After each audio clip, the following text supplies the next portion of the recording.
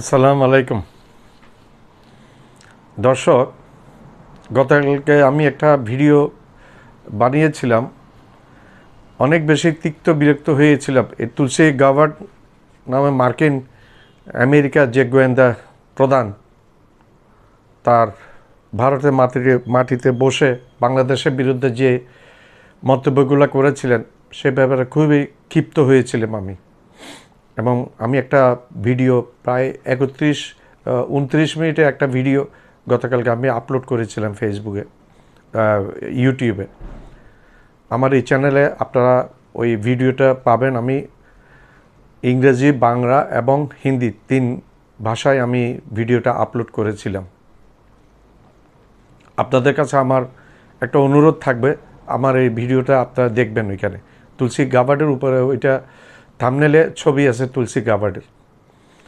তো আমি তুলসী গাবার্ড সম্বন্ধে আমি একটা কালকেই বলেছিলাম। আমি এই যে তুলসী গাবার্ডকে আমি বলেছিলাম যে তুমি যে কাজটা করেছো, তুমি আমেরিকার মতো একটা দেশের গোয়েন্দা প্রধান হয়ে তুমি যে ইম্যাচিউরিটির যে পরিচয়টা তুমি গতকালকে দিয়েছিলে, এটা তোমার জন্য বুমের্যাং হয়ে যাবে। ঠিকই বুমের্যাং হয়েছে, সেটা আমি একটু পরেই আসছি।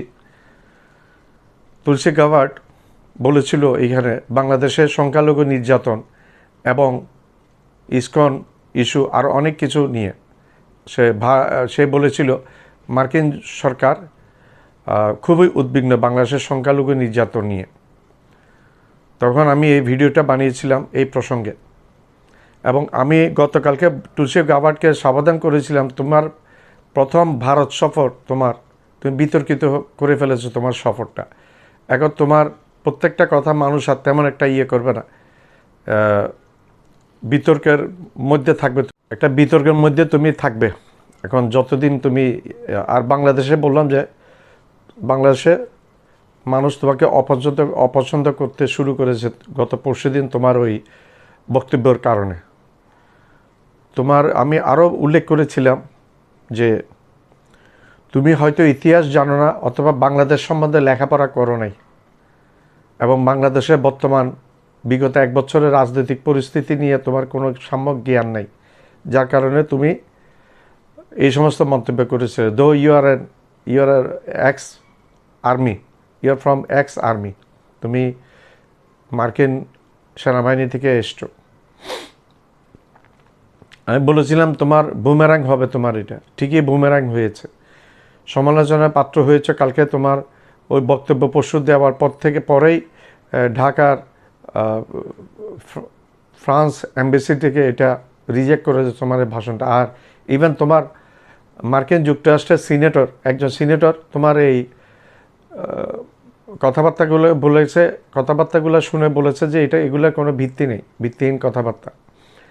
বলেছিলাম আমি আরও, তুমি কথা বলছো নরেন্দ্র মোদীর শিখানো বলিতে, নরেন্দ্র মোদী যেভাবে শিখিয়ে দিয়েছে তুমি সেভাবে কথা বলেছো। আরও বলেছিলাম তোমার কথাবার্তা শুনে মনে হয় তুমি মার্কিন যুক্তরাষ্ট্রের গোয়েন্দা প্রধান না, তুমি ভারতেরই গোয়েন্দা প্রধান। তোমাকে এই অজিত দোভাল, ভারতের নিরাপত্তা উপদেষ্টা অজিত দোভাল এবং নরেন্দ্র মোদী যা শিখিয়ে দিয়েছে, শেখ হাসিনা পতিত স্বৈরাচার শেখ হাসিনা যা শিখিয়ে দিয়েছে, তুমি তোতা পাখির মতো গতকালকে বলে গেছো। তোমার অবস্থান তুমি দুর্বল করে ফেলেছো, তোমার অবস্থান আর ভালো থাকবে না। বিশেষ করে তোমার পাকিস্তান নিয়ে যে কথাবার্তা বলেছো, পাকিস্তান, বাংলাদেশ, ভারতের বাইরে যে 6-7টা দেশ আছে, এগুলোতে তোমার অবস্থান আর ভালো থাকবে না, তোমাকে আর কেউ বিশ্বাস করবে না। কারণ তুমি একটা ইমেচিউর বাচ্চার মতো আচরণ করেছো, কথাবার্তা বলেছো। তোমার মধ্যে আমি বলেছিলাম কালকে ম্যাচুরিটির অভাব, তোমার জ্ঞানের অভাব, তুমি হিস্ট্রি জানার অভাব, পলিটিক্যাল সায়েন্স জানার অভাব, রাজনীতি জানার অভাব, দেশ ভূগোল, জিওগ্রাফি এগুলো জানার অভাব তোমার। আরও বলেছিলাম এইটা বুমেরাং হবে, ঠিকই আজকে বুমেরাং হয়েছে একদিনের পার্থক্যে।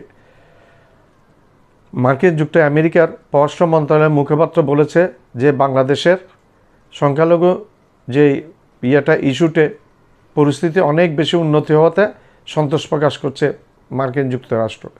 এখন কি হলো, তুমি যেভাবে কথা বলেছ তোমার কথার বিপরীতে, তুমি রাত বলেছ আর মার্কিন যুক্তরাষ্ট্র বলছে দিন।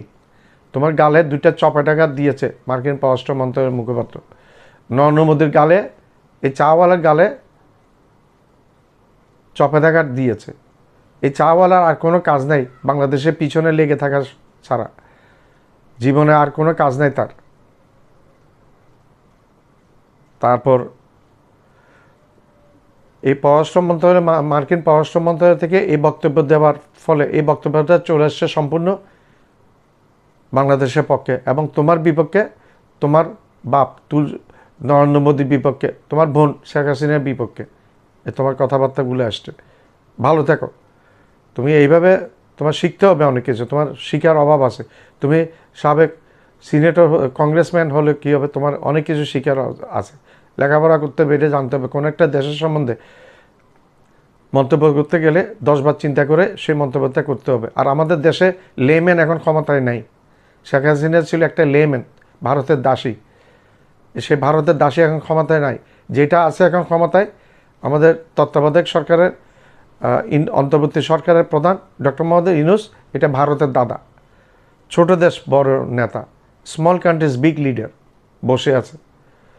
কোনো কিছু তোমরা মন্তব্য করবে, কোনো কিছু করবে, এগুলো আপনার নর্মালি যেতে দিবে না। প্রটেস্ট হবে এবং এটার বিরুদ্ধে তোমাদের বিরুদ্ধে প্রতিবাদ হবে। যেটা গতকালকে দেখেছো। আজকে তো আমার ভিডিওতে আমি যথেষ্ট প্রটেস্ট করে, যথেষ্ট প্রতিবাদ করেছি তোমার কথাবার্তায়।